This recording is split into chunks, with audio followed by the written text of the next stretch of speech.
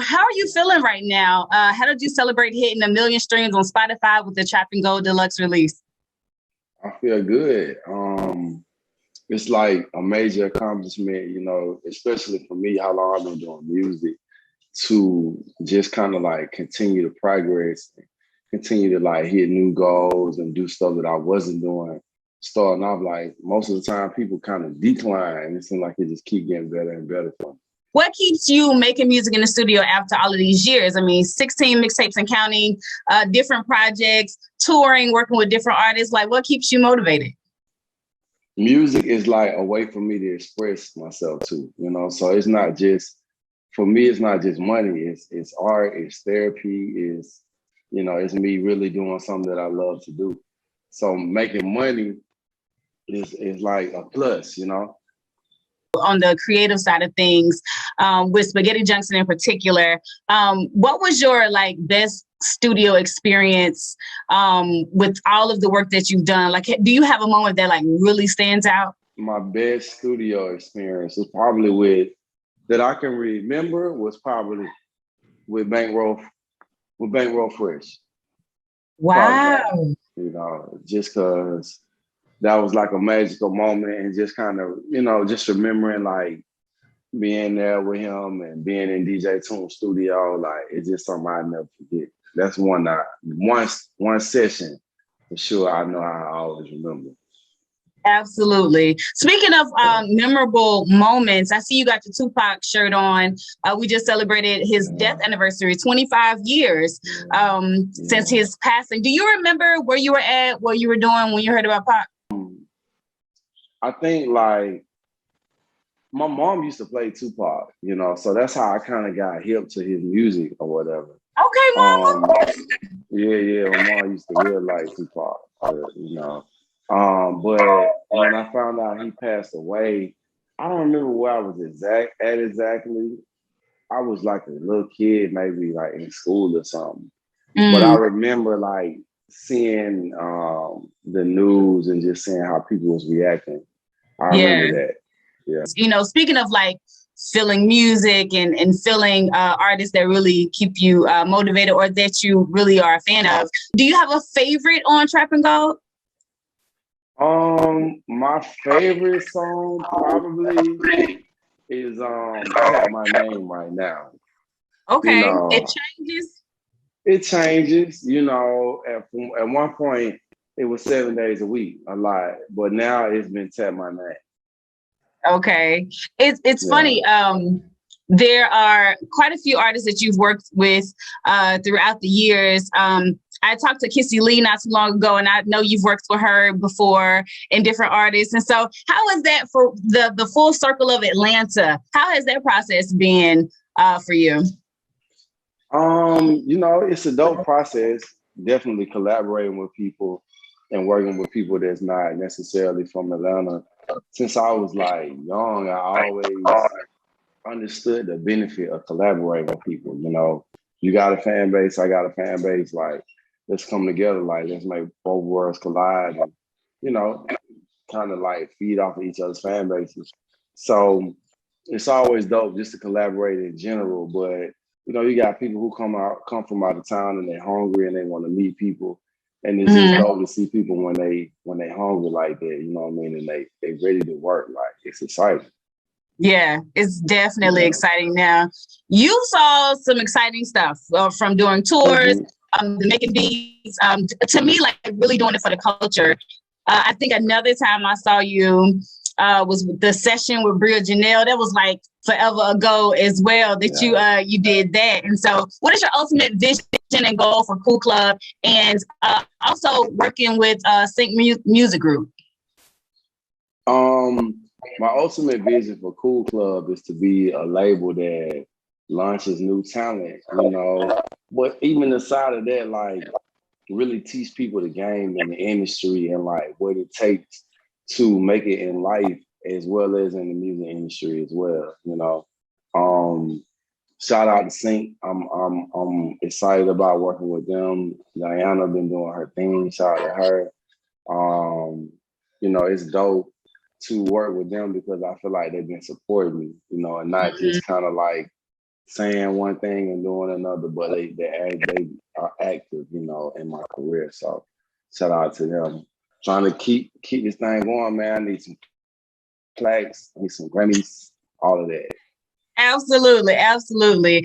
So, Is there do you still find yourself having like a wish list of artists that you want to work with? I don't know if I necessarily have a wish list. I'm big on vibes. So if I meet somebody and like we vibe, and I'm like, man, I want to work with that person. You know, but until then, like I can just admire people and what they do without necessarily wanting to work with them. Yeah, I can see that. Yeah. You know, you like in your own lane when you like, I mean, I'm a fan and they cool, but if I work with them, cool, but it's about the vibe. Exactly. That's how I want to do it, because I feel like you're going to make the strongest record like that. Yeah, that's true. But people feel that too. Like you feel a record where it was, you know what I'm saying? It was right. It was the right moment, the right time. Right, has there ever been like a because you produce as well, like a placement or like an unexpected moment that happened for you that was like really wild, that you was like, damn, like that came together and it was so serendipitous and so perfect? Yeah, of course. Several times. There was a track that I did with my homeboy Monty on this Trap and Gold project that I'm working on. Actually, it was a few of them. One of my homeboys sent me a track from jail when I recorded on the shop. If you listen to the whole project, I'm talking to one of my partners, you know what I'm saying? They got locked up. And so, you know, he's working though. He feel me? Like, so he sent me the beat for the shop while he was in jail. I kind of mentioned that, you know, in the record too. So that was dope. And then there was another time I had a session with my guy Monty, and we wanted to put this artist on the track we had. And the artist was like, nah, I don't think you really need me. And we felt like we needed him. Well, anyway, we ended up not putting him on there. But it was dope because the record ended up doing well. It was the Curfew record. And it ended up being on the radio, you know what I'm saying, doing well on YouTube, blah, blah, blah. And it really didn't need all that we thought we needed. We thought he was being away, being funny. But he was really, you know, giving his honest opinion, you know what I mean? So it worked out. Nah, that's really dope, because most people are so wanting to be a part of the process and be included. And so for him to be like, nah, this is fly on its own, that's different. And I think that's fine. So let's switch it up a little bit. Of course, we know that you've been doing music and trapping music, but you trapping grills. It's a very lucrative hustle for you. How did you get into making grills? A friend of mine asked me to go check out this grill shop one day, and I really didn't want to do it, but I ended up going. And so when I left there, you know, I was like, I'm gonna see what's up. I went to a strip club and ran into one of my friends, and he had just lost his job. He was a dental assistant. And I was like, man, what you want to do, you know, now that you lost your job? And he said, I want to make grills. And so we went right back up there. I was like, no, we can go back up here right now. I just met this dude. And we did. And ever since then, I've been working. Wow. So did you start working doing grills and transition to owner, or was it always ownership out the gate? When we first started, my job was to be like the business guy at first. I wanted to just connect all the dots, you know what I'm saying? I was gonna bring artists in, I was gonna put us on tours, whatever. And I was doing that kind of stuff too. But after things didn't work out one way and then another way, I ended up having to learn all aspects. Doing the labor part, doing the business part, making the grills. So, you know, now I'm running the stores, but I started out just as a worker doing everything. Oh man, that is amazing. So I saw that y'all did like a back to school event. Who is the youngest person you've ever made a grill for? And then what's the oldest person you've made a grill for? That's a good question. That I know of, we've done a 5-year-old, that was able to, I mean, as long as somebody can getting their tea molded, then we can do the grill. You know what I'm saying? Right. The oldest that I know of is that my dad got a grill, but it's probably people that's older than him. But my dad got a grill, and he is definitely in his late 60s. Was that wild for you that your dad got one, or was you like, yeah, he got one? Nah, my dad, he real, my dad's from the street, so it wasn't surprising. You know what I'm saying? He wears grill every day. You know what I mean? He got a grill. People ask him about his grill all the time. He started me profiling. Listen, these are a conversation starter.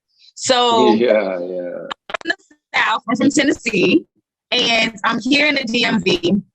Anytime I go out casually, I got my grill in. It's like a regular thing for me, and people love it. And dudes really love it. They'd be like, "Oh my God, what part of the South you from?" I'm like, "I'm from Tennessee."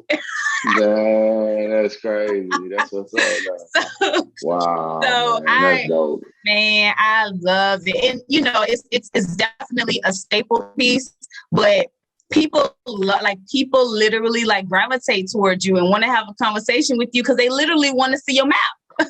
So it's like, I love everything about it. Now I'm gonna tell you, so I know kids in the South have already been back to school for a minute, and they just went back to school up here in the North. But you went to was it Reading? Am I saying that right? Reading or Reading? Reading. What's your fondest memory of school? Because now kids going to school with grills, kids laced up, they looking good. You know what I'm saying? Playing basketball. I played basketball, so we had a good basketball team. But yeah, we was real good though. We was real good. Well, when the last time you played basketball? I ain't played in a minute though. I ain't gonna lie. People be playing too hard nowadays, so I had to stay out of the way, man. Like cats that want to block your shot if they feel like you rap, you know what I'm saying? So I just be chilling. Okay, sound like you ain't making good decisions to me. You've been doing celebrity grills for a very long time. But how did this collaboration come together with you and Issa Rae? I know a lot of people was hitting you, and I think Jesse and just so many people. I mean, you've done T.I., his family, his kids. I feel like you've done T.I. whole family and friends, the whole family. How has that changed for you, being that she really, really talked about the customer service? She talked about the experience. She talked about, the location and all of that. It's dope. Issa came into the store. She said she had been just looking at the shop for a minute before she came in, and had a good experience. We made sure she got what she needed. Since then, business has been going crazy. Like you said, we've done Jesse Williams, Tory Lanez, K Camp, DJ Duffy, a lot of people. I don't know, it's dope, just kind of riding the wave of what's going on and trying to make sure that we can continue to give people good quality customer service. It's really been my main goal. So I'm just kind of focused every day on just making sure that we don't drop the ball. I tell my team a lot of times, in the competition between Chick-fil-A and Popeyes had the buzz for a minute, and if they were able to maintain the buzz that they had created, they would be bigger than Chick-fil-A to this day. But people were pulling up. They didn't have no more chicken sandwiches. They just weren't able to maintain, what was given. So that's what I've been focused on now. Okay, now that we're having all this press and publicity, making sure that we keep good customer service and that we can continue to get people their stuff on time. It is top-notch customer service, no matter what location, Melrose or ATL, and you have really set the bar for that. So congratulations to you and your team, because I know, me personally, I had a wonderful experience. It was so good. What do you want your legacy to be? You're an entrepreneur, you're an artist, you're a father. I mean, you're a Black man, you are out here, and you're making really incredible moves. What does that mean for you and what you've created? You know, in the years to come, I just want to be able to look back and, you know, see the history that and the legacy that I've been able to make, and history that we've been able to set, and, you know, break boundaries and, you know, break down doors and accomplish goals as a team, as a staff, as a real company.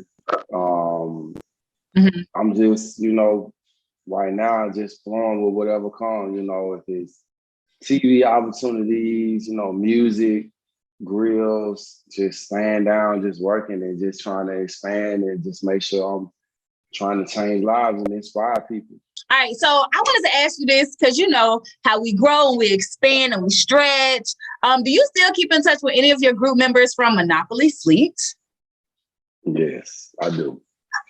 Actually, Right. I talked to them. I just talked to Black recently. He came to an event I had in Atlanta for the million streams. Okay. Yeah. Okay. Yeah, he's there. Oh, no. And I talked to the rest of them recently. I saw JL in the club. I talked to Season Flowers on the phone. We all had a meeting about a month ago. So yeah, I talked to him. Scotty, I appreciate you. Congratulations on your project, over 1 million streams. You deserve it. I am so proud of you and really excited for what's to come next. And thank you so much for joining my radio show and having some fun with me. I appreciate you. I appreciate you, man. I appreciate you. Thank you for having me on the show. That's right. Okay, now for the camera, now that we're recording, you got to give me one of these. You got to give me one of these. Okay. Yeah. I know you can see mine. Yeah, I see that super gold.